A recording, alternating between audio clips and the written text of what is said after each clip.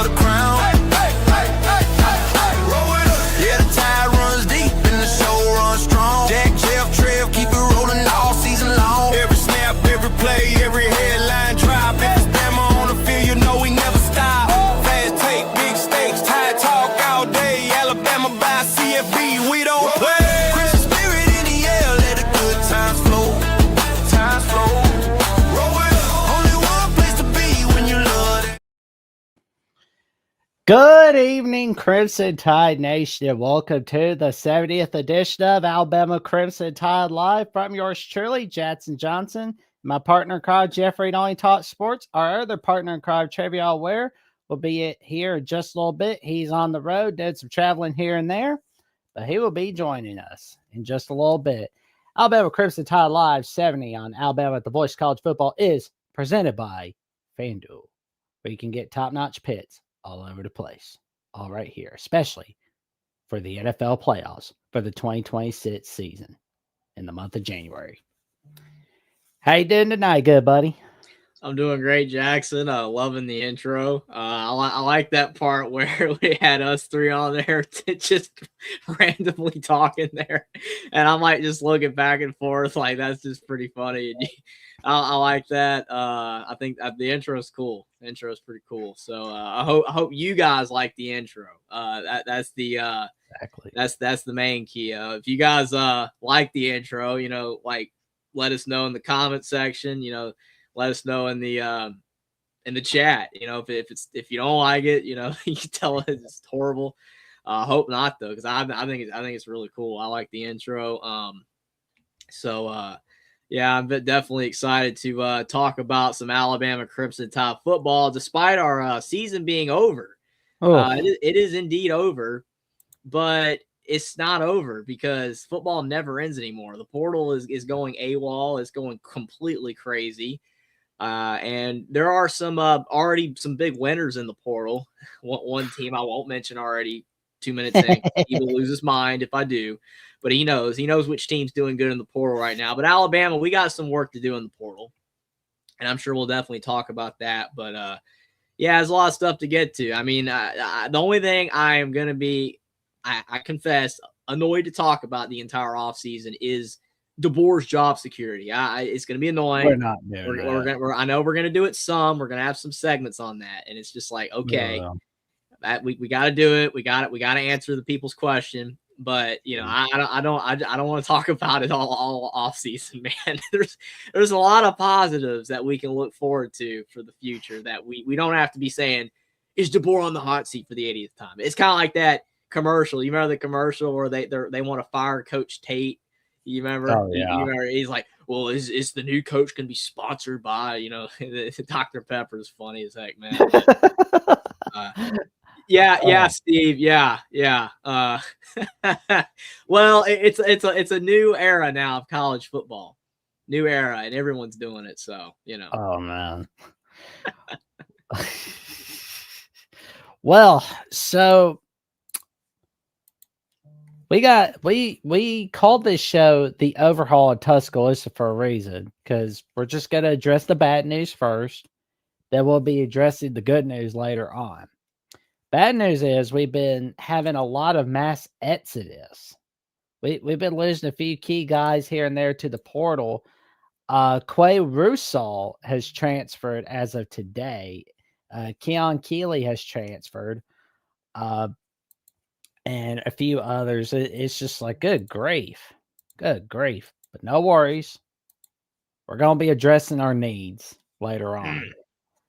Just kind of like looking at it from our guy, Brody Smoot at Crimson Coverage, letting us know about all of it. And a lot of these guys are backups that I see, but Jayla Backley transferred over to Georgia Tech today because, well, literally in our Alabama fight song, Georgia Tech, sending the Yellow Jackets to a watery grave. Well, they think they're sending us over a watery grave, but Alabama's going to let them think that for a moment. It's like playing tug of war with your dog. You let them think they won. That's what we're doing Georgia Tech at the moment. Yeah, I mean, for me, looking at this list, it saddens me because of the fact that used to, these were the young guys, right? Like they're the future. And instead of them sticking it out and becoming starters one day, they're leaving. I mean, you take guys like Jalen Mbakwe and Cole Adams. They're young guys. I mean, they're down the depth chart, yeah, but I mean, they could have gotten their time. Keon Keeley had some moments. I mean, it's just a shame that you waste so much time, effort, money into recruiting these guys now, and they don't stay. And I understand that the rules are there where you can leave and you can transfer and there's no penalty and you don't have to sit out a year. And that's great. That's awesome. But it sucks because, again, you did take time, effort, energy. Plus, as fans, we can't get connected with these guys. I mean, you think about Jackson in the older days of Alabama football, right? Older days in college football in general, seeing those 4-year players, how you watch them grow and mature year over year over year. Cole Adams, like, we're just always going to remember Cole Adams as, oh, yeah, he committed to Bama, he was here, and then he left. And if he becomes a star somewhere else, good for him. But we recruited him to do that here. Yeah. Supposed to work your way up. I mean, did any of these guys think that they were going to be playing right off the bat? I mean, I think some of them did. Yeah, maybe some of them. There's no way that all of them could have thought that. I mean, you're not going to start at a program like Alabama right as a freshman unless you're just incredible, incredible right off the bat, and that's rare. So I appreciate that, Steve. Appreciate that. I mean, it's just, I don't know. I understand that, like I said, the rules are there. They're able to transfer. They're able to leave, but it sucks. There's no loyalty to the players for fans anymore because your guys leave every year. There's no loyalty from the players. It's just these guys were supposed to be Bama's future that we recruited, and they're all leaving. So we're having to replace them with guys from other programs. So you're just trading players every year. It's even more. This is more aggressive than the NBA and NFL by far. I mean, the NBA and NFL have trades, but not at this level. Not like this. This stuff is crazy. I mean, you think about the amount of players in the portal. I don't know the amount, like what percentage of players are in the portal. I don't know. I don't know if you can tell me that. I know there's like 6,000 players in the portal, 5,000, 6,000, maybe even 7,000 at this point. I have no idea. But I don't know what percent of FBS players are in the portal. But I do know that it has to be close to like 40, 50%. It has to be. So every team is trading players. Mm-hmm. And I've seen many people say, well, oh, that guy's not development. That coach is not about development. That coach isn't development. Because like people even said that about like Signetti, like, oh, well, he's not developing anybody. Well, I disagree with that slightly because a lot of his players did come from James Madison where he developed and the staff developed. But the point is that every team is having to get portal guys. And Alabama's having to get portal guys because we're losing guys. Even if they're bench depth players, you have to replace depth with depth. You got to fill the spot somehow. So if we're losing the Cole Adams and the Jalen Mbakwe's, then we have to replace them. So. Oh, yeah. And we got Travion here with us tonight, man. How's it going? Hey, how y'all doing, man? Doing all right. Sorry for my late entry or whatever. I told you I was traveling over the holidays and stuff like that, making my way from Dallas, Texas, back to the great state of Alabama. So, yeah, just happy to be here tonight on the show and really discuss some of this Alabama football news that we got going on with the transfer portal, it being day 3 of the transfer portal and a lot of ongoing changes with this Alabama Crimson Tide football roster. So, ready to jump into it as quickly as I can with my guys Jeffrey and Jackson here on the voice of college football on the Alabama channel. There we go. We were just addressing the mass exodus in the portal losses for Alabama. And most notably, as of today, we lost Q Rosal.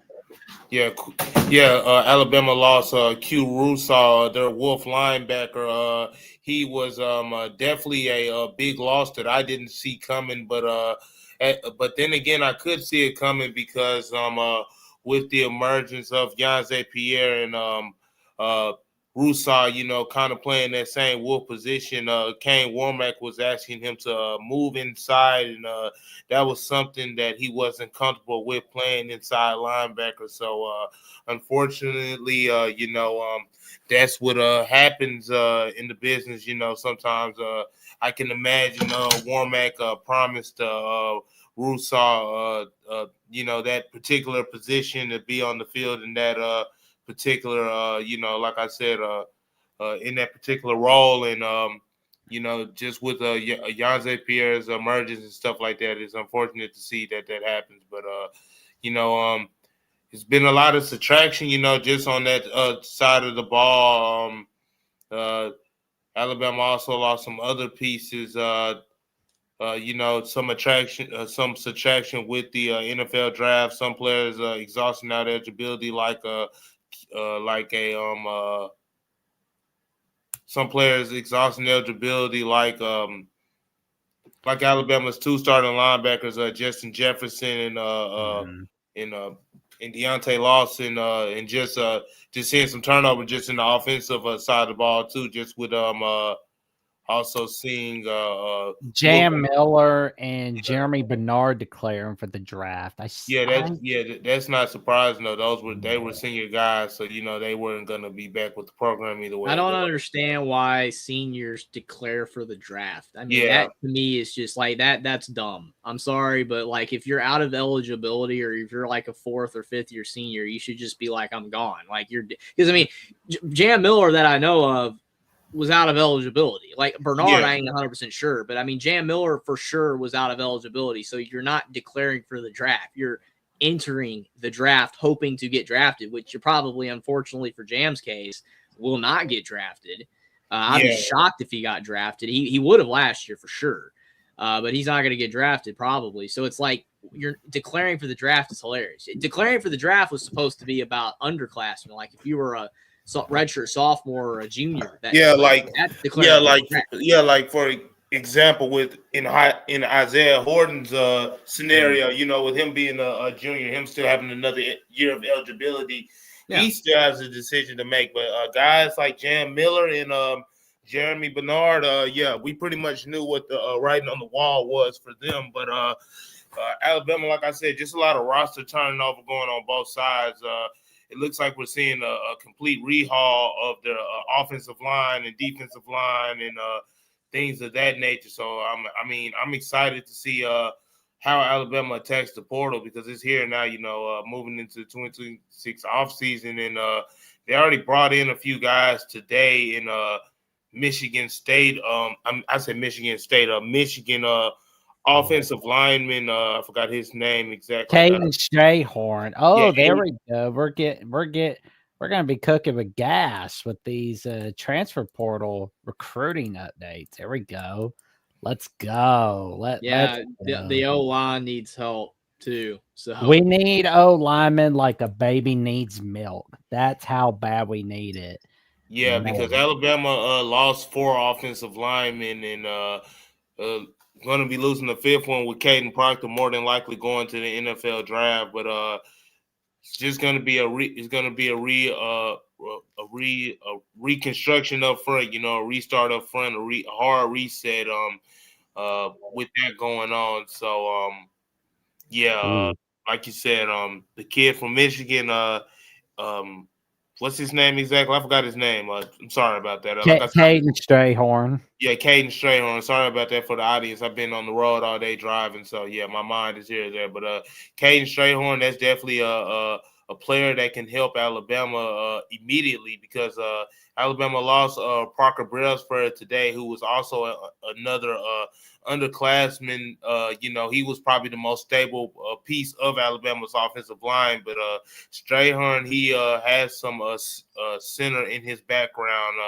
He played center briefly at Michigan, and he went to IMG Academy. He went to school with Michael Carroll, Alabama's lone remaining starter on their offensive line. So, like I said, there's some cohesion there, So if they can definitely get Strayhorn in the building, and I'm also hearing that they also have some other interest in the North Carolina offensive lineman. I forgot his name. Another offensive lineman from North Carolina. I'm gonna pull it up right now. Yeah, I think he was from North Carolina State, but North Carolina State. Like I said, forgive me for botching on the name. Just been on the road all day. His name is Jamarcus Peak. Jamarcus Peak. Talking about a player with 2.5 years of eligibility. He also is a player that Alabama is looking at in the transfer portal. So yeah, definitely going to be some reinforcements up front. And Alabama also had they also had another player they were looking at in guy from Mississippi State, I believe. the guy from Mississippi State. I'm talking about God. I saw him. I'm talking about Jimothy. Yeah, Jimothy Lewis. Jimothy Lewis. He was a four-star receiver. He was a four-star lineman in the class of 2023. Talented kid. He also went to IMG Academy. So, he is also he comes from the same program from Michael Carroll. So I'm seeing that Alabama kind of has a pattern of the guys they're kind of trying to target up front. I said it when Alabama was preparing for Indiana last week, and we had Brad Nalick on the show, and we were talking about Alabama's offensive line, and was talking about how Kalen DeBoer and Coach Kapovich is still trying to get the right dudes at their position in terms of different types of builds and player weights and stuff like that. But yeah, that's basically what it looks like. What's going on for Alabama up front? So, like I said, just a complete rehaul of their offensive line. That's probably what's best. I'm pretty sure fans are asking why that complete rehaul doesn't include Coach Kapovich. A lot of fans were calling for his job this season and stuff like that. But from the early stage, from what I see, it's looking like he's going to stay. So it looks like Alabama is going to try to retool this roster through the transfer portal and give these coaches another run with their type of players at that position. But we'll see. I know I said a mouthful, but I'm going to let Jeffrey and Jackson, you guys, break down and give your takes on what you think. What we seen early in the we need offensive line. Yeah, we need offensive linemen badly. I mean, because it's always good to have offensive linemen, especially going into next season. We've already had Brailsford go, yeah, I'm out for the draft, and we've had a few guys just transferring for 2026. It would be nice if we can get I believe Alabama can get Caden Strayhorn, and I've got a good feeling they can get Jimothy Lewis as well. But I wonder if there's one other guy Alabama could get, and that's Brock Riker, because he has basically said that he is leaving Texas State. And here is his statement, and I quote, "To the Texas State family, after much reflection and prayer, I've decided to enter the transfer portal with 3 years of eligibility remaining. I want to thank Coach Kim for the opportunity to play for an amazing program, to the coaches, training staff, and a special thanks to Coach Shoemaker and Coach Kobus for their guidance and mentorship. San Marcos is a special place, and I want to take the time to let the fans and community know how grateful I am for your support. I am deeply thankful for my teammates and the lasting friendships that were formed during my time here. I am excited for this next chapter with new opportunities to compete at the highest level. With respect, Brock Riker." Yeah, you talk about a kid in Brock Riker that Alabama's also been interested in as they try to rebuild this offensive line. He kind of fits the same build as Jimothy Lewis and some of the other offensive linemen Alabama is targeting, kind of on the same timeline as well when you look in terms of remaining eligibility. But Brock Reichert is definitely a player that can definitely help Alabama. Right now, if you look at Alabama's offensive line, they had 5 departures since the transfer portal started. They only have 13 total offensive line. So, like I said, they got to get some new energy going in that offensive line room and get some new players up front. So, it'll just be interesting to see how they attack that position because Alabama also looking at 2 other running backs in the transfer portal as well. And those 2 running backs I'm talking about, Arizona State's Raquel Brown and North Carolina State's Hollywood Smothers. Those are 2 versatile running backs that have the talent to, kind of take off the top of the defense. But, we kind of had some of those potential running backs that could do that in years past. And for me personally, I don't think the talent it's been a problem with the type of running backs we've had. I just think everything starts and stops up front with the offensive line. A running back only can run through the holes that they have, and so getting the offensive line fixed first, like we said, that's going to be very key. So you can bring in whatever type of running back you want, this and that, but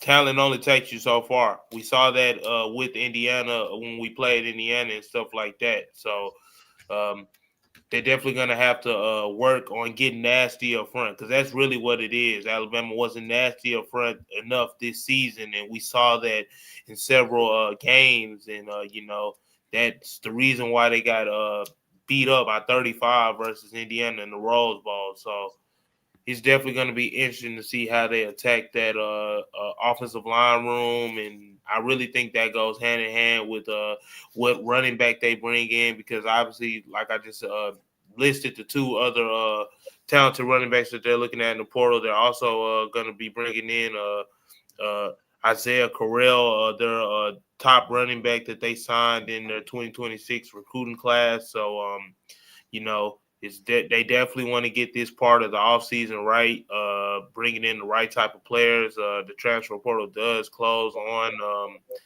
on January 16th. And it's another transfer portal, but it's not many windows to bring in talent and, reshape your football team because we saw Indiana. I'm looking at Indiana and their transfer portal halls. They're going crazy. Like they're bringing in. I was talking about earlier, really, if you didn't know, Jackson. Yeah, Indiana reloading. Like Coach Cinetti, he doing his thing over there. So I definitely respect how they're moving about having the success that they're having, and they're making efforts to maintain it. They're not going to just sit on their hands and say, "Hey, we had one good year of Mendoza. It is what it is." No, they brought in Josh Hoover and stuff like that. I mean, that's not here to say. Not to bring up anything that they said, but and I even noted it on social media yesterday, looking at the transfer portal classes last year around this time and looking at the teams that actually made efforts to correct their football teams and add talents to their football teams. When you look at those numbers that I said, the teams that advanced to the call it Final Four, if you will, the teams that advanced to the third round of the college football playoffs. You look at Ole Miss, they had the number 3 recruiting class. You look at Oregon, they had the number 4 recruiting class. Yeah. You look at Miami, they had the number 5 recruiting class. And you look at Indiana, they had the number 13 recruiting class. And looks like Indiana might mess around, have a top 5 recruiting class this year with just how aggressive they've been and how the talent and everything they've been able to do in terms of bring in players and bring in difference makers on both sides of the ball. And like I said, you look at the teams that were eliminated. Texas Tech, they had the best overall class this time last year. And the only thing that happened with them, they had quarterback play. The quarterback was the reason why they didn't, move further in the playoffs. But with Ohio State, they had the number 10 ranked class, and Georgia had the number 29th ranked class, and Alabama had the 61st ranked class. So terrible. So if anything, we have to make improvement from the 61st class. You can't sit on your hands. No. I understand. I can see why some of that happened.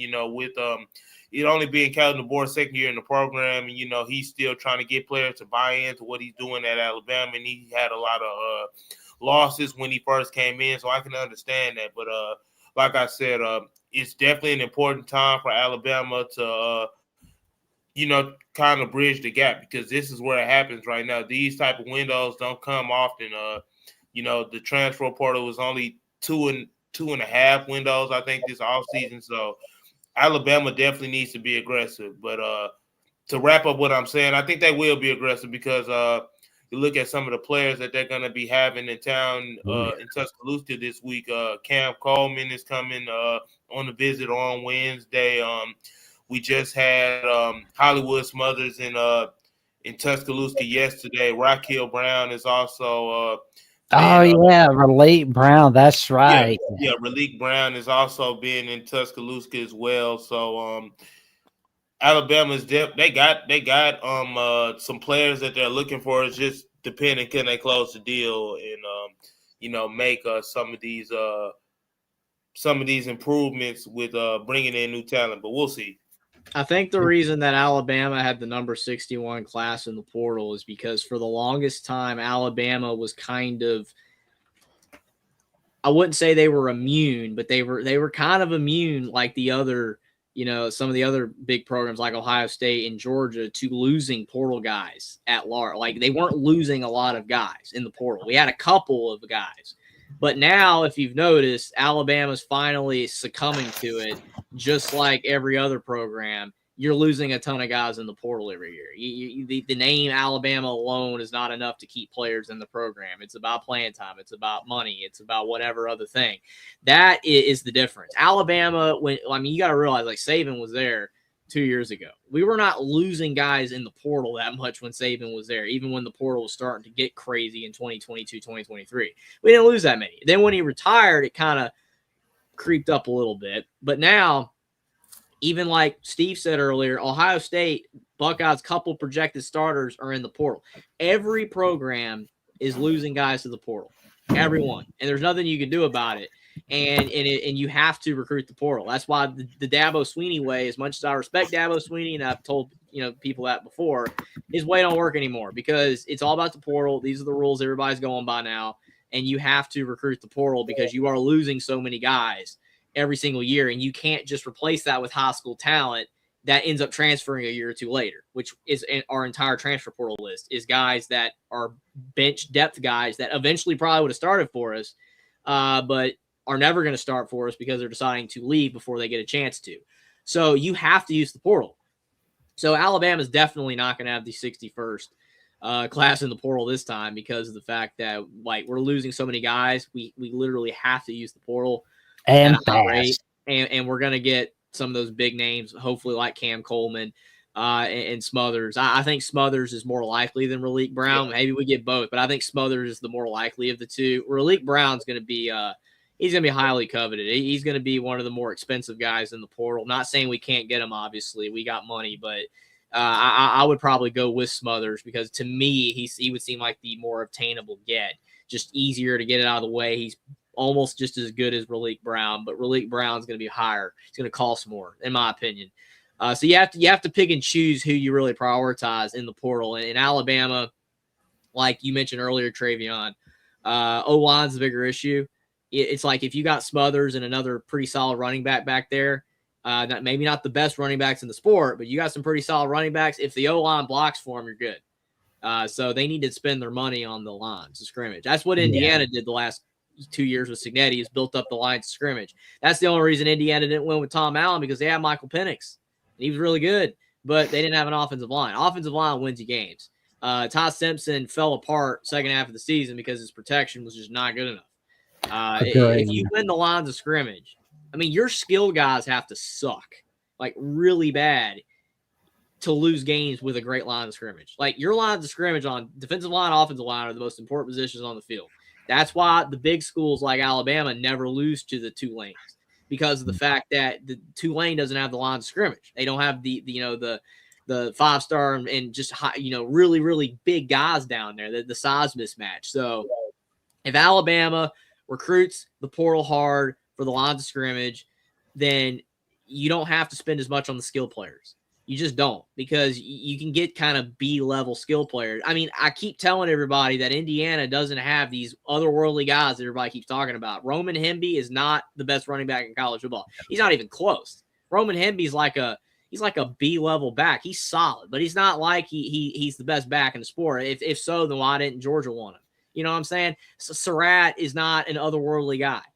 Cooper's not. Indiana's good because their lines of scrimmage are so solid and they play such straight up football that's why they're winning. We didn't do that because our offensive line was terrible. Honestly, Alabama, for the first time in history, needs to take a page out of the Bama play or the IU playbook.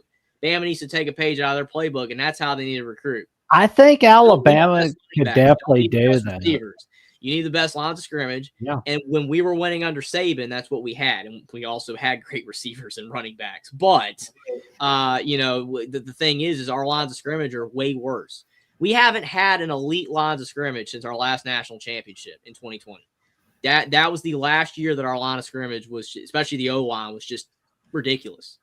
So it's just Alabama has a chance this year because of attrition. We're losing so many guys for basically like everyone else now. We're just because we're Alabama, we're going to lose guys. We're losing tons of players like everyone else. We have to bring in a ton of players. This is DeBoer's opportunity to bring in the right players, because every program's bringing in players. You just have to bring in the right players, and that's the key. Because Florida State did not bring in the right players after their good season that they went 14-0 or whatever, 14-1 with Travis. After that, their last two seasons have been trash because they brought in a bunch of garbage players. No offense, but that's what happened.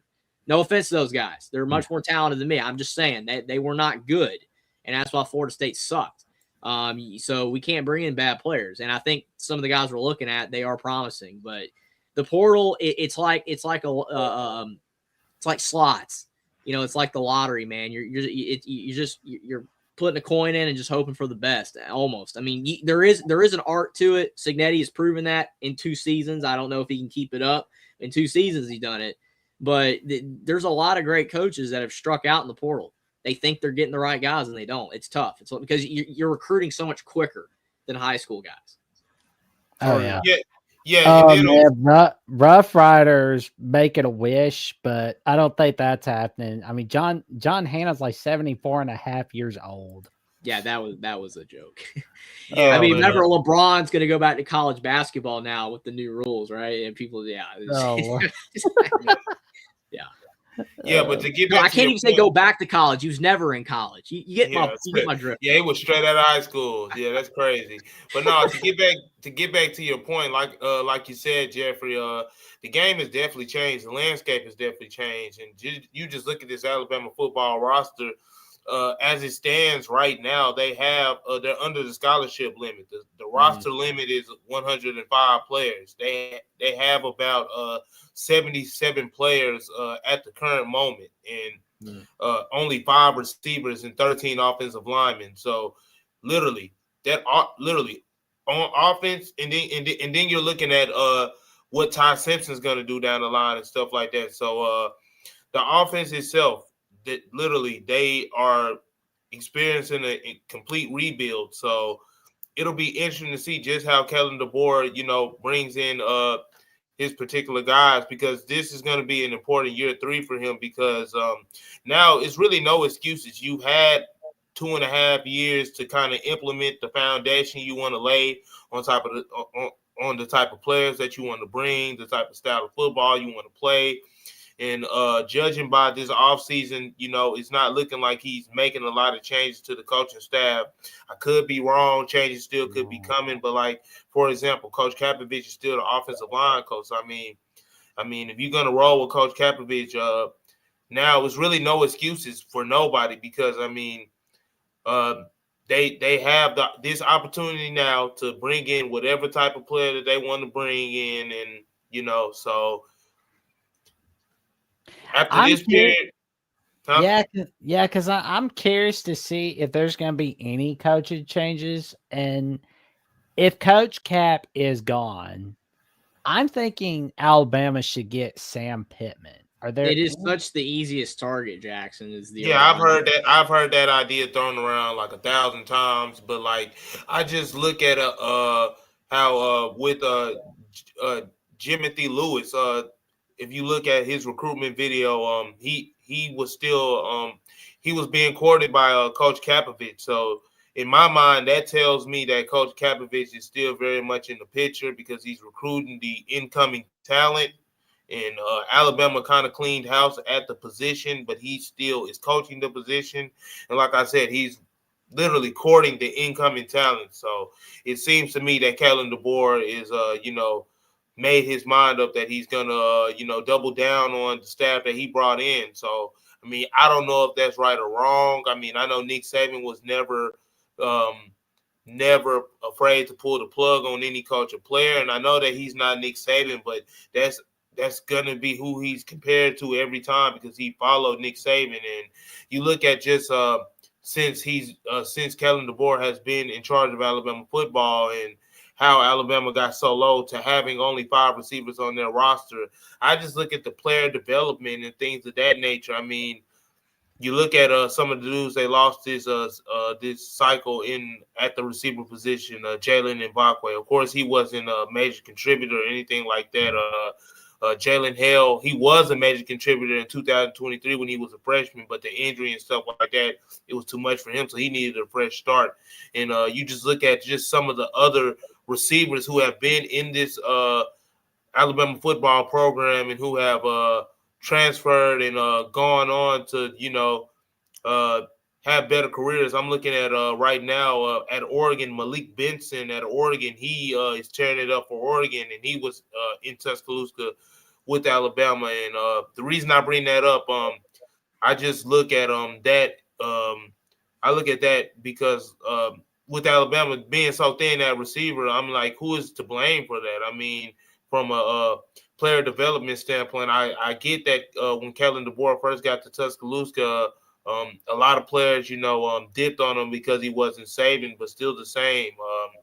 Now, Alabama is thin at the receiver position, at offensive line. Several defensive players are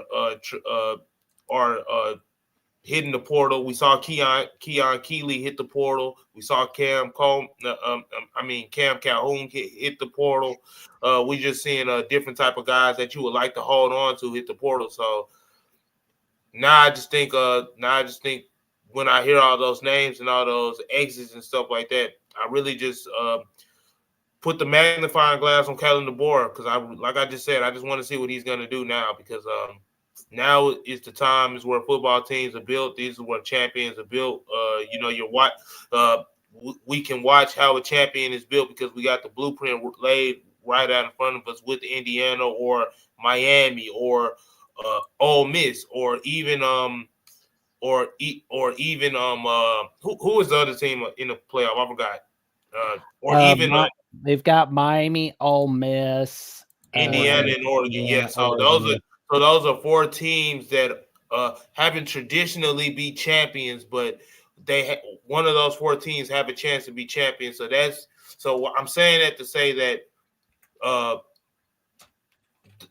those are new ways, literally. So there's more than one way to build a champion, and we're seeing it right now out in front of us with with these 4 teams being in this predicament. So I just say all that to say it'll just be interesting to see how Kellen DeBoer handles this time. I know I'm saying the same thing over and over again, but that's really what it boils down to for me. Well, it's going to be interesting, too, because of the fact when you look at other coaches that have held on to positional coaches that have underperformed, that typically results in you getting fired at the end of the day. And I'm not saying that for DeBoer getting fired because, again, I'm not on the DeBoer fire train. But I've seen coaches in the past keep coaches that are not doing that. I'm not saying our O-line coach is necessarily just completely garbage. Maybe, bringing in these guys that we might be bringing in this time around, the O-line's a lot better. But I remember Tom Allen in Indiana, there was this offensive line coach that they had, Darren Hiller, that he would never fire. He kept him for like 5 years, and he was terrible. And even when Indiana was playing better in 2019 and 2020, he was still terrible. And Yeah, you got basically Tom Allen got fired because he kept Darren Hiller way too long, and I'm not saying that in the case of this, because again, maybe our offensive linemen were not the right fit for the scheme. Maybe the guys we bring in will be better per se, but offensive lineman is not just about bringing in talent or whatever. It's about the schematics of the offensive line. How are you blocking? It's coaching and development. Even when you're bringing in older guys, you can still develop them. So I don't know. I think that our offensive line coach, if they keep him, and if we do bring in 3 or 4 of these really per se highly rated guys in the portal, offensive linemen, and we still underperform next year on the offensive line, then he's got to go. Absolutely. Yeah. Because if not, then DeBoer is going to end up being the one getting fired, and then the entire staff's going to get fired. So it's like you got to make the moves. It's like you don't want to hurt nobody's feelings, but you do have to make the moves if you're not doing well. You have to do that because, again, eventually they're going to come for your job because you're the head of the operation. So offensive line absolutely has to be better because it has not been that great. With receiver is one of the easiest positions to replace. Yeah. Because, I'm not worried that we only got 5 dudes because we lost all those receivers that were depth guys. We'll replace them. Mm-hmm. It's not a problem. The only thing that could make it a little tricky is if, you got Ron Williams back and if Horton's back, those two will make it a little bit harder because a lot of really good receivers are going to want a guaranteed start. But, I mean, all the guys we lost were depth guys. So you just have to bring in, if you're keeping Horton and Williams, you just have to bring in one more like star receiver, and that can be done. I mean, we brought in Horton when we already had Bernard and Williams anyway, so it can be done. It's just, the problem is that Alabama is not. They're not seeing guys break through, and see that's the thing with DeBoer that could have hurt him this year is in some of these games, especially when we were winning by a lot. We could have put, some of these younger guys in. Like Latier Brooks kind of developed. He kind of emerged a bit. Yeah. But we didn't see more from Cole Adams. We didn't see more from Mbakwe. Maybe we should have seen more from those guys. I mean, Indiana had a perfect example of a guy emerged. Charlie Becker emerged when Surratt went down. And now Becker's going to be a star for the next year. So, you've got to give younger guys a chance sometimes because if you don't, then they'll transfer. So it's like that's a tough coaching balance now because these younger guys aren't sitting anymore. If you don't play them at all, they're going to leave. And that's a shame because you wasted all that time recruiting them out of high school. It's a shame. Well, gentlemen, I've got some breaking news. It's from Hayes Fawcett at On3. It's good news. Alabama took him from North Carolina State. He's a top-notch running back. The man himself. Hollywood Smothers. I did say he'd be easier to obtain. Oh, man. Let's break it go. He's a lot easier to obtain than Raleek Brown. I'm not saying that takes us completely out of the running for Raleek Brown, but it probably takes us out of the running for Raleek Brown. And I like this move because his statistics are good. NC State's a solid program. We watched the film the other day. He's got good speed. He's elusive. But he wasn't a guy that was, I don't think he's going to be getting like in the millions in NIL. Like his NIL is going to be really good, but it's not going to be in the millions. And you don't want to overpay for a running back. Like it's sad that we're talking about these financial figures, but you're at the point where college football is like the NFL. You're worried about financial figures. How much are you paying for players? This seems to me like the perfect addition. Now focus on the O-line to give, room for this guy. And I would really love to see, an AK Deer emerge, a guy like him. Like I want to see, like you pair him with him, and maybe get one more running back or maybe someone else from our depth guys emerge and we'll be fine. Like this is a really good ad to me. Huge win. Yeah, for me, I look at a guy that started his career out at Oklahoma and ended up transferring to North Carolina State and ultimately ended up at Alabama. Everywhere he's been productive. You look at the season he had last season, he had 1,000 yards, 7 rushing touchdowns, but he also saw some ability being able to catch the football out of the backfield and also be reliable in pass protection. So I just think it's definitely good to get Smothers on board. Definitely getting some new life in that running back room, and thinking about what Alabama is also bringing into their running back room. They signed 2 guys from a 2026 recruiting class. That was the in-state kid Isaiah Carell, and the other kid I forgot his last name. I forgot his name, but his name is last name is Brown. They signed Jameer Brown. Yeah, Jameer Brown. He's kind of an athlete kind of dude, kind of a 3-star kid. But Alabama has had had some players that they've developed that weren't didn't have all the stars. But overall, just excited to see what Hollywood Smothers can bring to Tuscaloosa. But then again, I can only get a little bit excited about this move because I got to see how Alabama fills out the rest of this offensive line. Because, like I said, you can bring in new toys, but at the end of the day, you can't play with the toys if you got no offensive line up front. So, but just in general, it was just good to get Smothers here. You're talking about a guy that's been consistently healthy. Alabama hasn't had a lot of health in their running back department. So, I mean, I just wonder what it means for just other guys like Kevin Riley or like a Daniel Hill or like just in general, just some of the other guys. Xavier Crowell. Well, my issue with a guy like Daniel Hill is because of the fact you look at Daniel Hill, he's a situational type of back. Unless he can somehow, he'd have to probably drop a few pounds, get faster, so he could be a more all-around back. But he's just at this point, he's more of a bruiser. He's not, he's not going to be a guy that at almost any program, any of these major programs, he's going to be the feature back. That's just not the case.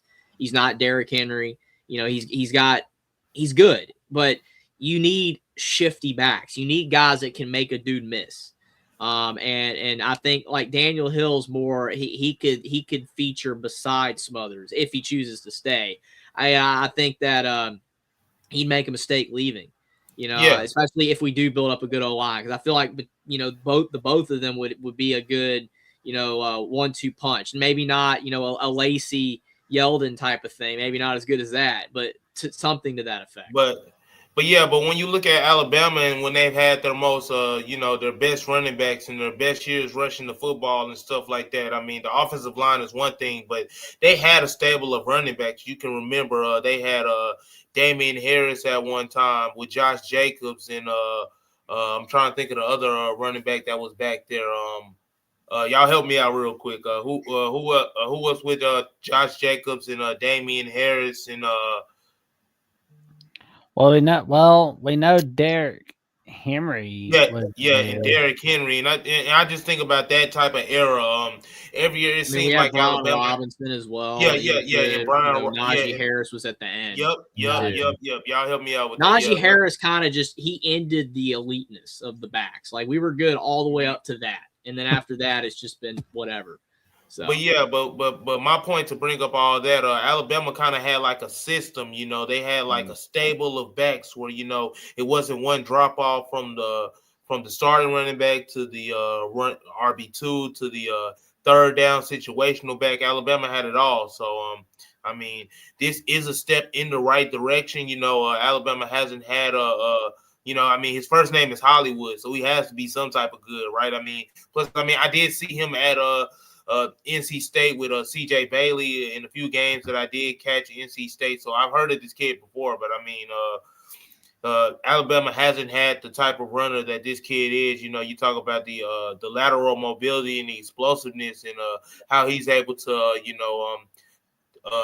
make a home run play, out of the backfield and make dudes miss and stuff like that. And that's no knock on Jam Miller. He was that dude at a certain time, before all the injuries and stuff like that took over. But Alabama is with Hollywood Smothers. That's definitely an upgrade at running back.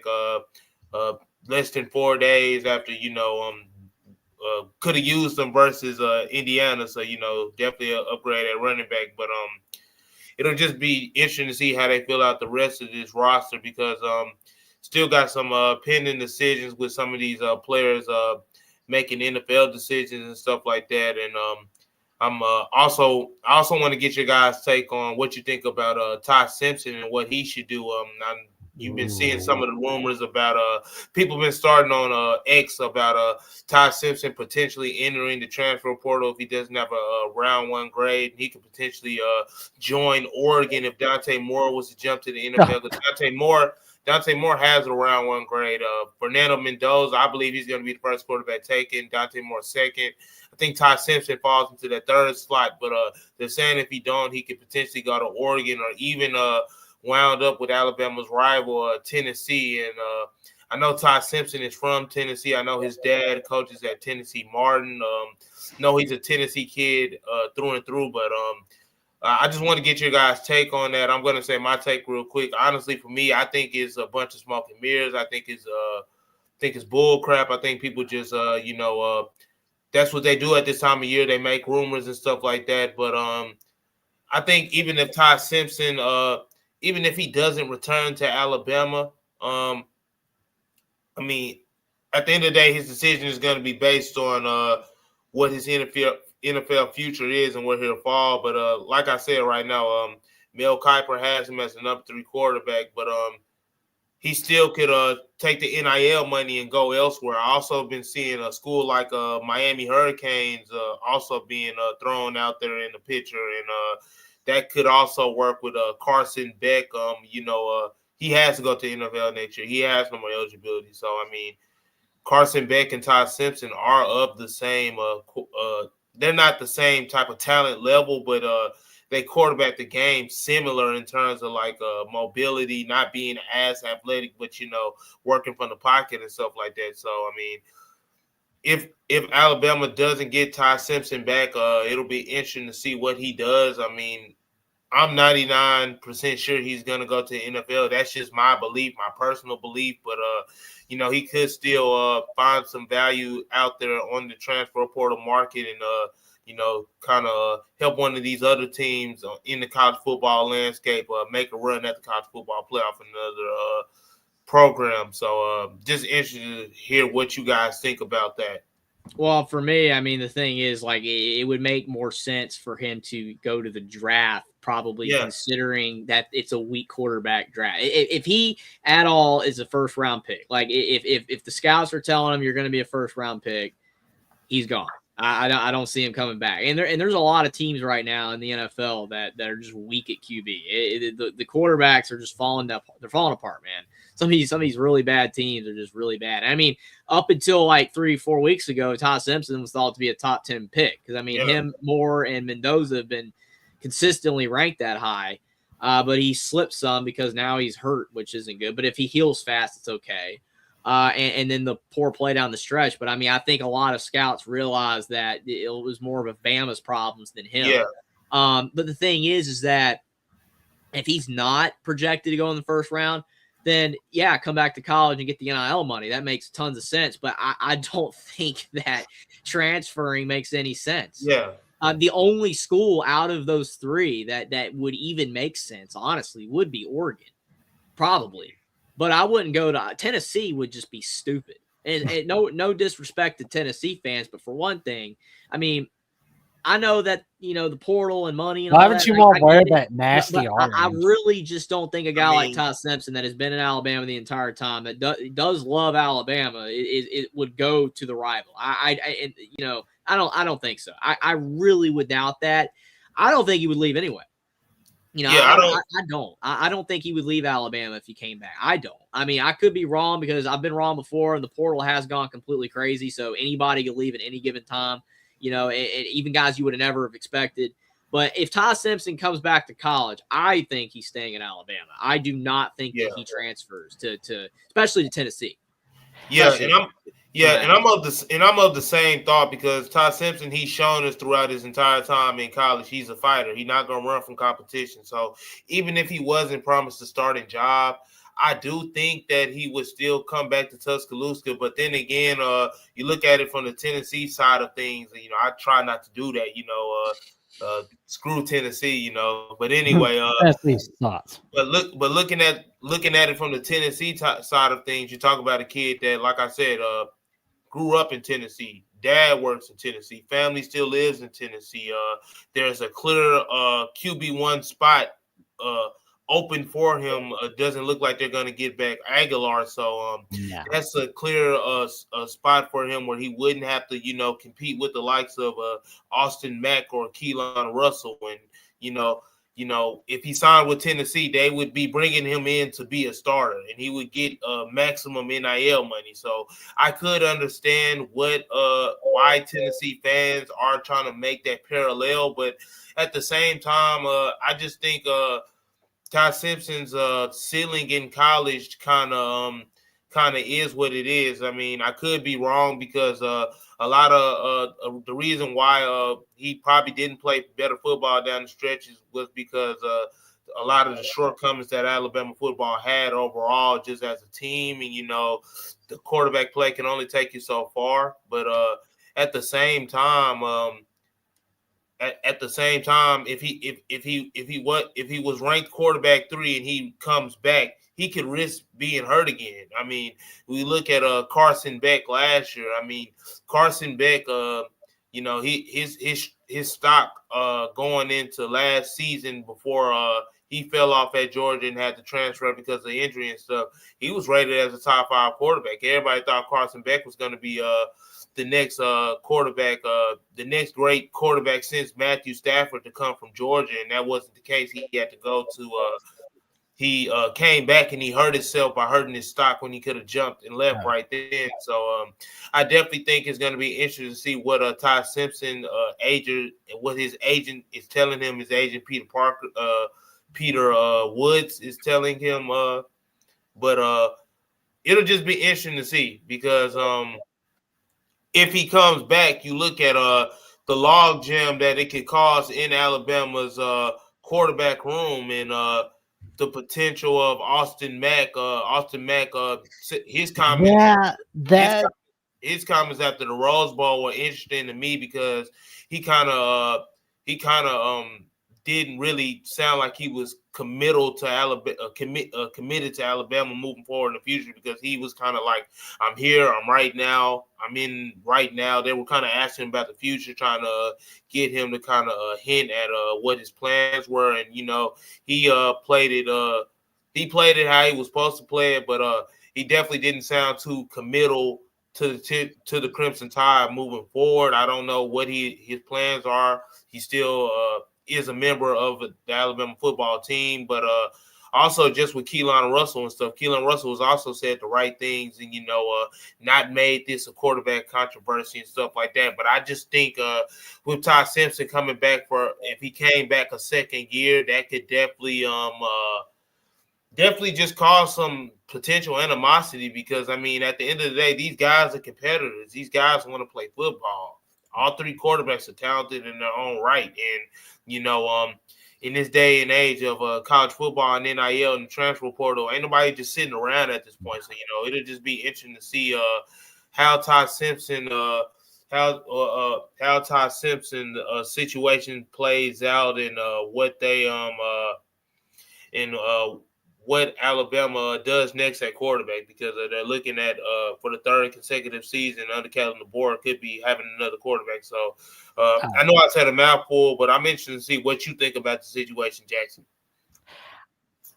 I'll be honest.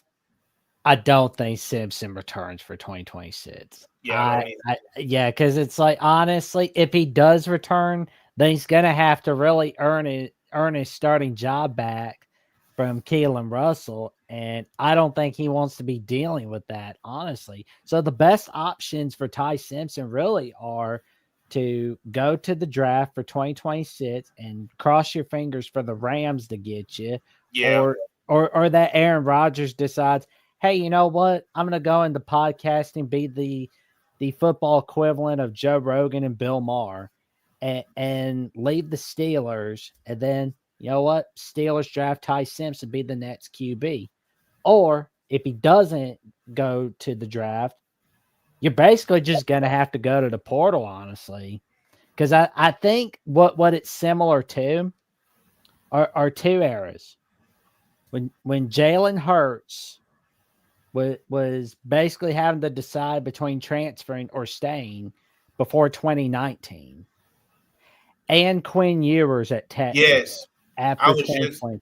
I was just thinking about that situation, particularly with Quinn Ewers at Texas last year and Arch Manning, and Arch Manning was kind of breathing down his neck, and fans argued last season that Coach Stark was kind of too loyal to Arch Manning, and Alabama faces that same danger if Ty Simpson comes back, with the dynamic of another year of Keelan Russell getting better, because the kid is only going to get better. He was the highest rated recruit in program history, so he's only going to get better. Then on top of that, Austin Mack also he's really the mystery man in all of this, because Austin Mack he looked, like I said last week after we talked about him on the post-game show, for whatever reason he looked good. I mean, for whatever it's worth, he looked good in the small time he played versus Indiana. I mean, and I thought about this too since that game with Austin Mack playing. Was the board kind of doing him a favor, kind of letting him get some tape under his belt? In a unique situation, being thrusted in the game as Ty Simpson couldn't return, and playing against a high caliber opponent.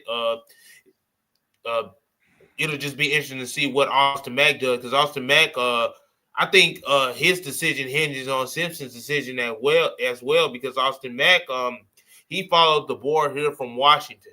The board recruited him from Washington, and that's also another could work in his favor. But I just feel like in year 3, the board definitely wants his guy at quarterback, and that could be Austin Mack. But then again, if Ty Simpson comes back, I know Austin Mack is not going to want to sit again, and I just think he's out. Yeah, and I just think with Nick Sheridan going to Michigan State, that could be a possible avenue for Austin Mack to get a fresh start and go battle in the Big Ten for a potential starting quarterback gig.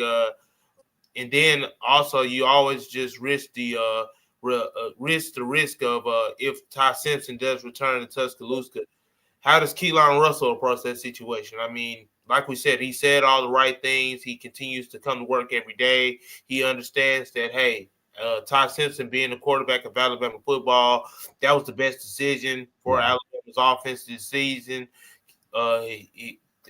Keelan Russell is going on record and said that, but still the same. Now being another year, having another year under your belt of college experience and another offseason to work, I know Keelan Russell is going to feel like, hey, I'm ready now. I mean, I know he felt that way last year, but he, like I said, he's been on record saying that he was light years away from where he is now. So it'll just be interesting to see if Ty Simpson comes back, what domino effect that has in the quarterback room. Because like I said, Ty Simpson return could easily trigger Austin Mack to jump and make a move. It could also trigger and with Austin Mack making that move, who says Ty Simpson is awarded the starting job? Like I said, no. So it'd just be interesting to see what happens. I think that he would win the job again. I don't even think it'd probably be close. I mean, I can't say too much, for sure, because I don't know. But I mean, Austin Mack literally played in the game over Keelan Russell, which I don't know if that's because of the fact DeBoer was like, well, I don't want Keelan Russell to go out there bomb, and then people are talking trash to him, or is it because of the loyalty to Matt because he was at Washington with him? I don't know. But I just feel that Ty Simpson, if he comes back, he's a starting quarterback. And I don't think it's that competitive. I do think that Austin Mack would transfer if he did come back. I think Russell would stay again. He would probably wait another year, because then after that, it'd be his job. I mean, if you can't wait one more year, I mean, because again, Keelan Russell would have to be very careful where he goes. I mean, there's only so many good programs out there that he would be a starter at, right now. Yeah, Russell. Yeah, There is a I think if Simpson does stay, Russell is most likely to stay as well. I agree with you, Yeah. Jeffrey. But he's not leaving. Mac's gone, but Yeah. Mac might be gone anyway. You know, Yeah, you can't keep them all happy. That's not how this works. You can't keep them all happy. You can't look at it that way. If Ty Simpson returns, he is your best quarterback. And yeah, he, but but I don't mean to cut you off, Jeffrey. You just brought up why wasn't Keelan Russell thrown in the game when they had the opportunity to see what they had in the two quarterbacks versus a formidable opponent in Indiana, and Austin Mack got the call and he took over for Simpson. I really think like I said to Jackson, I look at it like the board could have been potentially doing Austin Mack a favor, letting him get in the game versus in an adverse situation versus a formidable opponent, and we saw how poised he looked, and that might have been helping him get some film for his next stop or wherever he goes potentially. So I mean, I look at it as that. I mean, plus and I also just look at it just because Austin Mack he's next in line, kind of in that situation. Didn't want to throw the true freshman out to the wolves, and in that particular situation. So, but I just think it could potentially be that with Alabama, trying to help Austin Mack out in that particular situation. I mean, that makes sense when you look Because at it. he could be getting new film for his next school. That makes like sense that. when you look at it from that perspective, because again, he most likely transfers regardless. Because if Ty Simpson goes pro and it's a battle between those two next year, Keelan Russell's probably going to win the job, and then Austin Mack would still transfer. So in a weird way, it would almost be better for Alabama if Ty Simpson returned. So then Austin Mack transfers anyway, and then Keelan Russell gets the job the year after that. If you look at it from that perspective, it kind of makes sense. But, again, I don't know, because, we don't know where DeBoer's mindset is with Austin Mack. He might actually legitimately think Austin Mack's better than Keelan Russell, and we might be hyping up Keelan Russell too much, but we don't have anything to say that he should be the quarterback. I don't know. I think Keelan Russell should be the starter if Ty Simpson leaves next year. But, again, we don't know. I think that Keelan Russell would make a mistake to transfer if Ty Simpson came back, because, like I said, what I was trying to say earlier, he's not going to be a starting quarterback at a big-time power school with no starts, with not a lot of film. He just has the 5-star pedigree. You're going to get a job like a Michigan State. Does he want to be at a school like that? No, he doesn't. He does not want to be at a school like that. Austin Mack would probably accept that. Keelan Russell would not accept that. I mean, Eli Holstein went to Pittsburgh. Dylan Lonergan went to Boston College. Those are our ex-quarterbacks. That's where you go if you don't have film, if you don't have starts, if you don't have playing time. Because Texas Tech, you're bringing in the Sorsbys. Miami's bringing in the Becks. Possibly Ty Simpson if he comes back and transfer. You're not going to go to a big-time school if you're Keelan Russell if you hit the portal, even if Ty Simpson returns. It makes zero sense for him to do that. Like I said, the only reason Ty Simpson's call is even dicey is because of the NIL. That's it. Because you think about it. Ty Simpson, if this was 5 years ago, we wouldn't even be talking about him coming back. He'd be a bona fide lock for the draft. The only reason we're talking about him possibly coming back is because of the amount of money that he could make in college versus the NFL. There are so many players in the NFL right now that are on like 3-year deals of $3 million. And then there are guys in college football making $3-4 million a year. That is what's changed the game. That's what's made these decisions change. And that's why Ty Simpson's on the fence, because he's not a lock like Dante Moore and Fernando Mendoza to go top 5 where you're going to get a massive contract.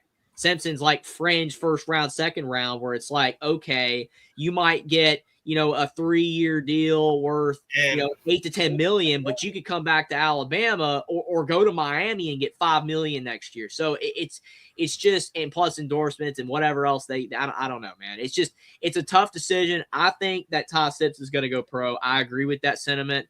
But if he came back, I disagree with the fact that he should transfer. I think that if he comes back to Alabama, he will be the starting quarterback again. Okay, my last thing about that, Jeffries, is I mean, I just don't think the board would hand back Todd Simpson the starting job just because the Might risk. not hand it to him, but he win it again. Yeah, okay. I can see why you say he could potentially. It's not, to me, it's not close. I don't think that Austin Mack, Keelan Russell are anywhere close to Todd Simpson. Todd Simpson was literally in the Heisman race all the way throughout the entire season. Those guys are, you got one guy that has a little experience, and then the other guy is just a freshman. They're not in the league of Todd Simpson. Todd Simpson is a fifth-year senior. He's not going to lose the job next year. But you look at a quarterback that's the highest-rated quarterback in program history. Rated higher than Julio Jones, rated higher than Tua Tagovailoa, rated higher than Bryce Young, rated higher than anybody they ever brought into Tuscaloosa. So I just look at that.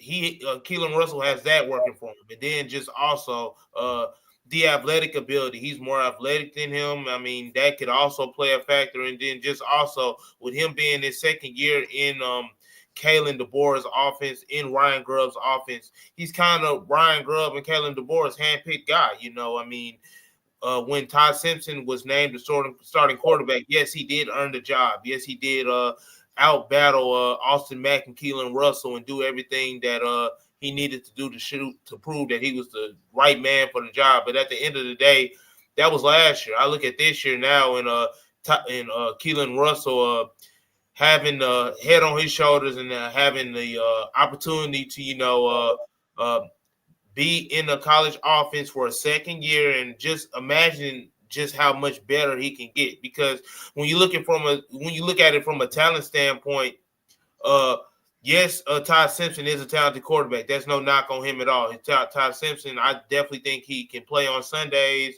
He definitely, if he came back next year, he definitely is a Heisman favorite. But still the same. When you look at Todd Simpson and Keelan Russell, player by player, right next to each other, Keelan Russell is the more talented quarterback. He's the more gifted quarterback in terms of, we're talking about like natural attributes and just athleticism, release of the football and stuff like that. Now Todd Simpson might got him beat upstairs just because he spent 5 years of football in Tuscaloosa, and his dad, he comes from a head coaching family and a head coaching tree and stuff like that. But I mean, I just think if Todd Simpson comes back, he gonna have to earn that job again. I don't think that.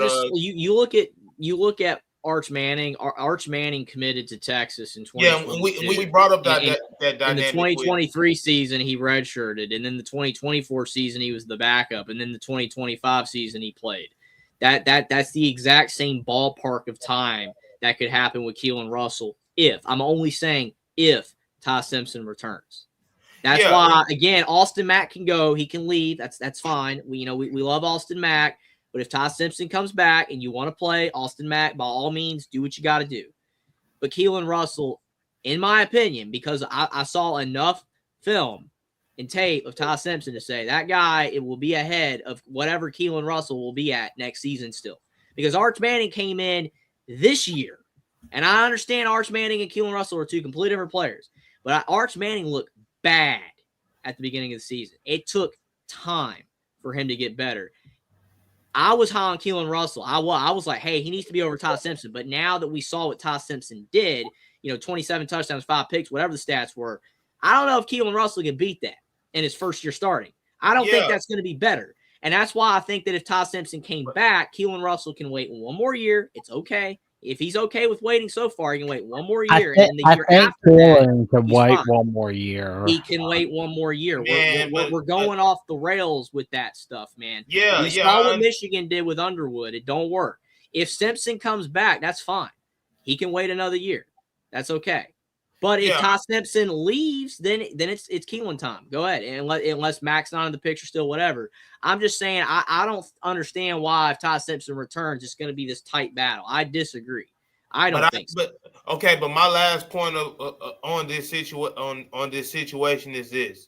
And Jackson brought it up perfectly earlier. You just brought up Arch Manning and what he was going through to become the starting quarterback at Texas. And you look at that situation with Quinn Ewers in the year Quinn Ewers basically had Arch Manning breathing down his neck the entire year. And Quinn stuff Ewers like was that. also a 7th-round draft pick Yeah, too. And yeah, Todd Simpson yeah, played yeah, a lot of yeah, yeah. personnel. If he comes back next year, he's the starter.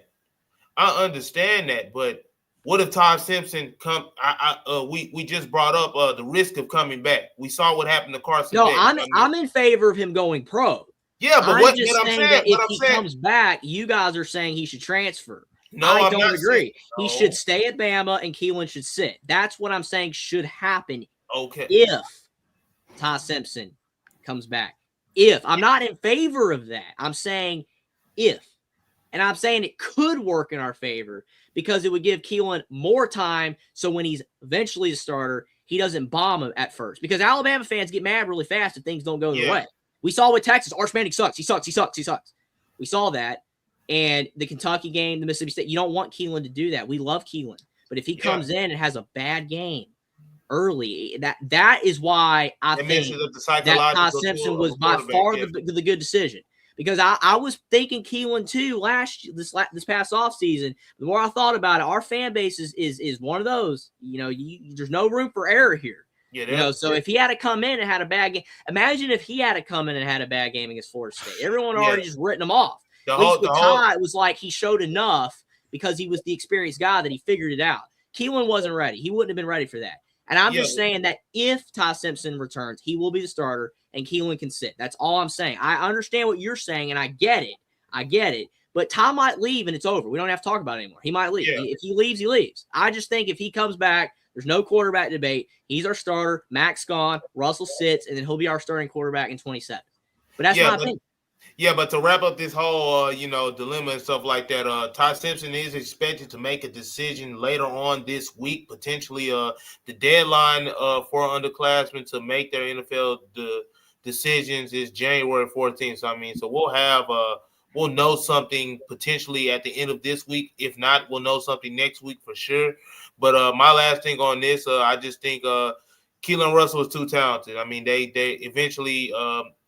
You're not going to keep fighting him off. Practice after practice, game after game, Keelan Russell will close the gap. That's my personal opinion. I do agree with what you said. Todd Simpson can very well start the year, but I just know that with Keelan Russell's talent, I just think that over time, he practice after practice, game after game, Keelan Russell gonna close the gap, and that is what that is. But that's fair. That could happen too. Yeah. I think looking at it again from that perspective, again, Todd Simpson should go pro, but it's the money here, man. It's the money. If the NIL wasn't here, then Todd Simpson would he be out the door? He'd be gone. He's like, well, I'm gonna be a first round pick. The money. And I understand that's why everybody's saying he should transfer. I just think that's an error. I think the only school that you can even maybe say, hey, I can understand would be Oregon. I think, he can go to Oregon. It's a big brand. People care about Oregon, whatever. He may be easier schedule, whatever, all that kind of stuff. And he could do great there, just like, Bo Nix did and Dante Moore did. Oh. And you can, I guess, argue Miami too. I think he'd be better off going to Oregon. But, to me, I just think Bama's the best place for him.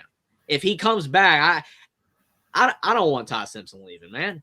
I don't want him going to Oregon. I don't want him going to Miami. I don't want to see him nowhere else. That's why I would prefer Keelan to sit if Todd Simpson returns. I'd rather him be our guy next year because I don't want him going to one of those programs. I don't want it to be like, all right, we had Todd for all this time and he was great for us for that 1 year, but now he's gone. He's Oregon's guy. No, I don't want that crap. I'd rather him go pro. But regardless of what Ty Simpson decides to do, whatever he decides, you could see us go live all right here on Alabama The Voice College Football, regardless of what he decides, all right here. Stay tuned for more. All righty, we've got some portal recruiting updates, some more, and Brett Greenberg from Bama 247 is talking about Caleb Woodson still at Alabama. He's like really loving it, man. Yeah, Caleb Woodson, a linebacker from Virginia Tech. You talk about a kid that basically fits what Alabama needs, an experienced linebacker. As I noted earlier, they're losing Deontay Lawson. They're losing Justin Jefferson. They're losing Nakai Greenhill.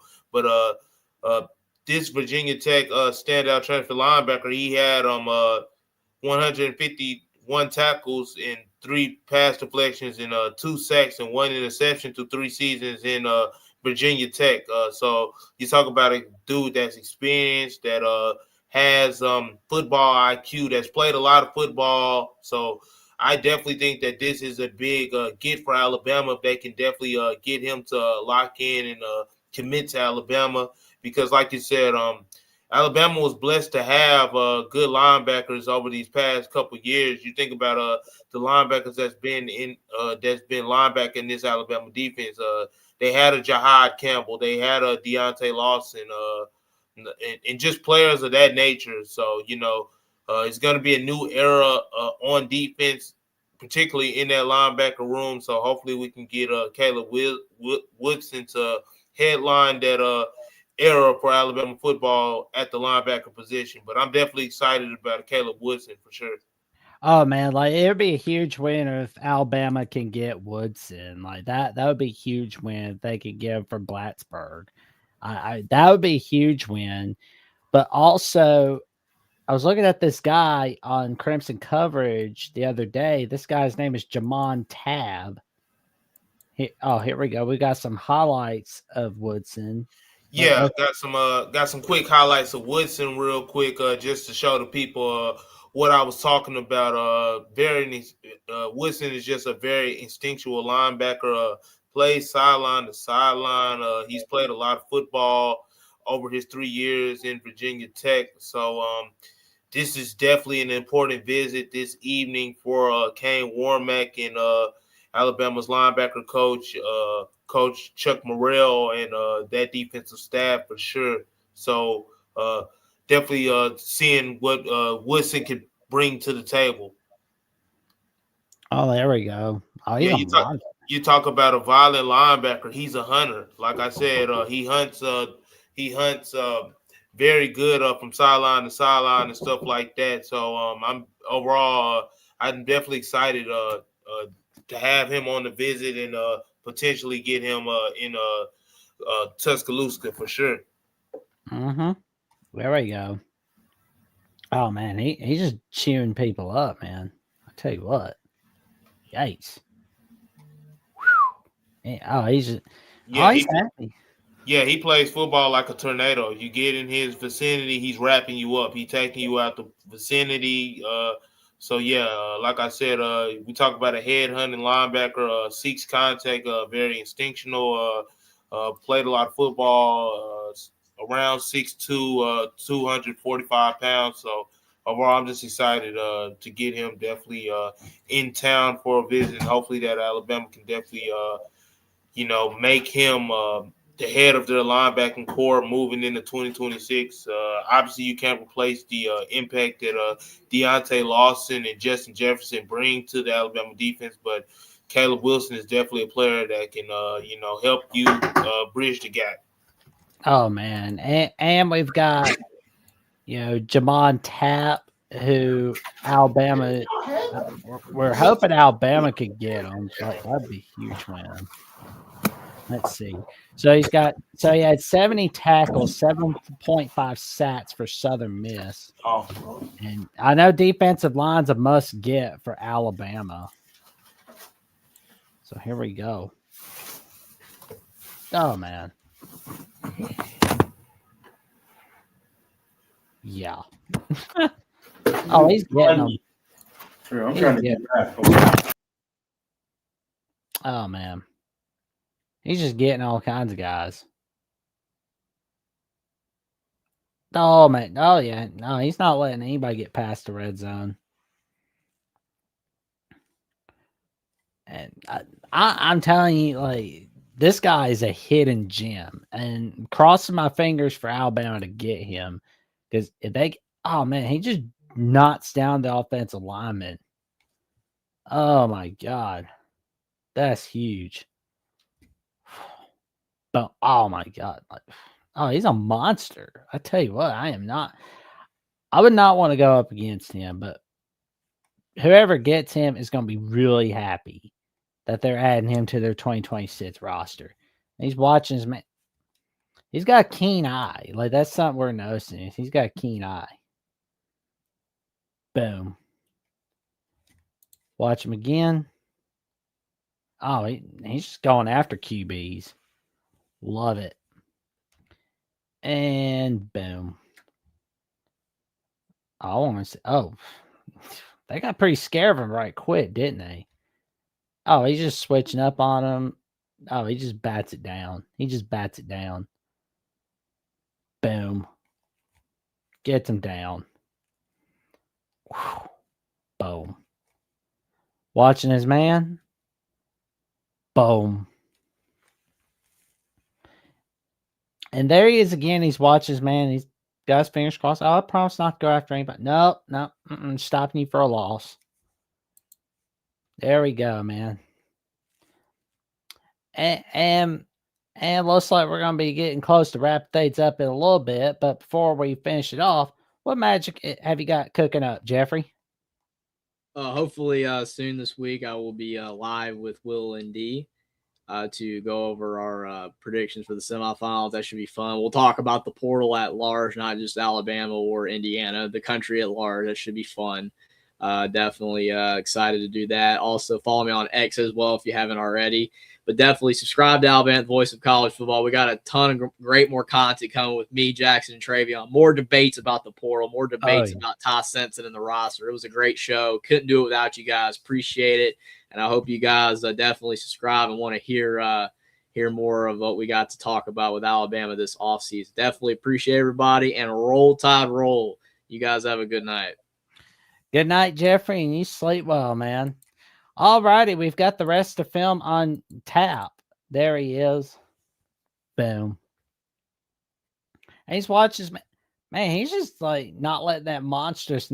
He's not letting Sully put a stop to him.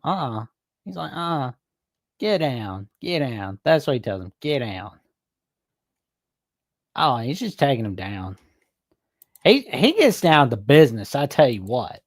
This guy just gets down to business, ladies and gentlemen. I tell you, man. Like, he's just getting down to business. And we got one more guy that we're going to be taking a look at. Malik Blockton.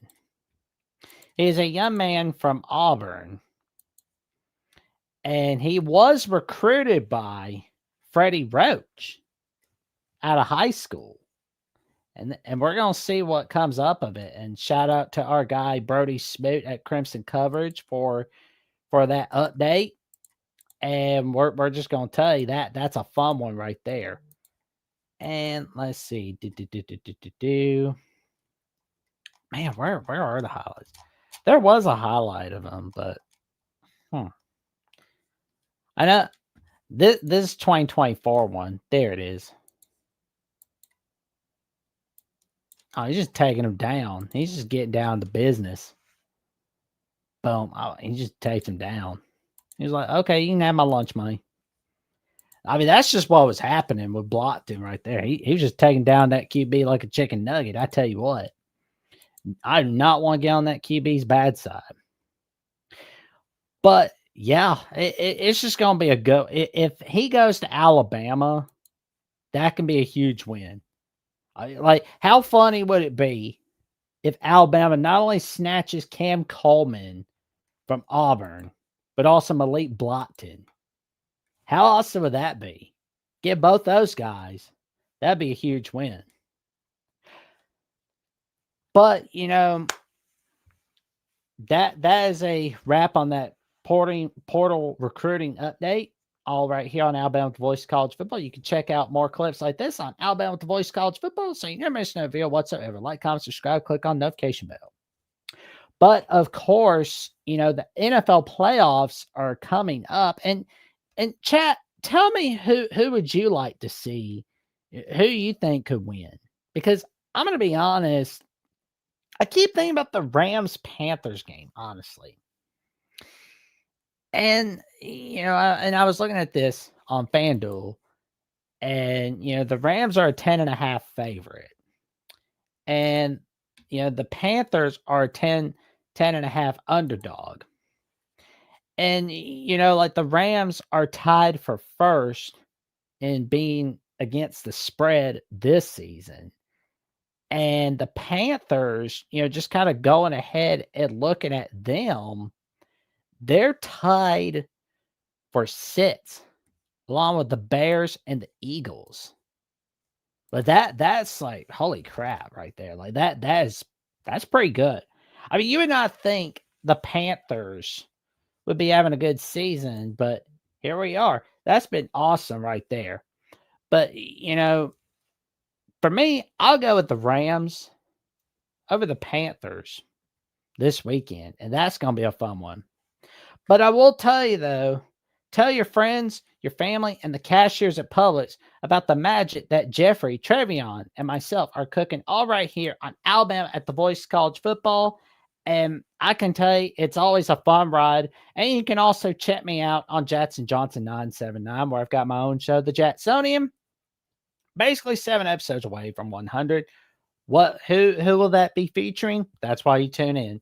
And you can also find me on SEC at Voice College Football, where you would find me usually at this time, but you will be finding me there tomorrow night, right after Alabama Primetime Live with Travion Ware, all right here on Alabama with the Voice College Football. And for more updates on what I've got going on SEC at the Voice College Football, Alabama with the Voice College Football, and the Jackson, check me out, JacksVOCP on @/Twitter and on Instagram page, JacksJots543908.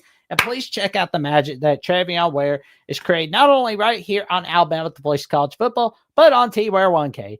And with that being said, like, comment, subscribe, click on the notification bell so you never miss no video whatsoever of Alabama with the Voice College Football. Thank you all for tuning in so much. This has been Alabama Crimson Tide Live 70, presented by FanDuel.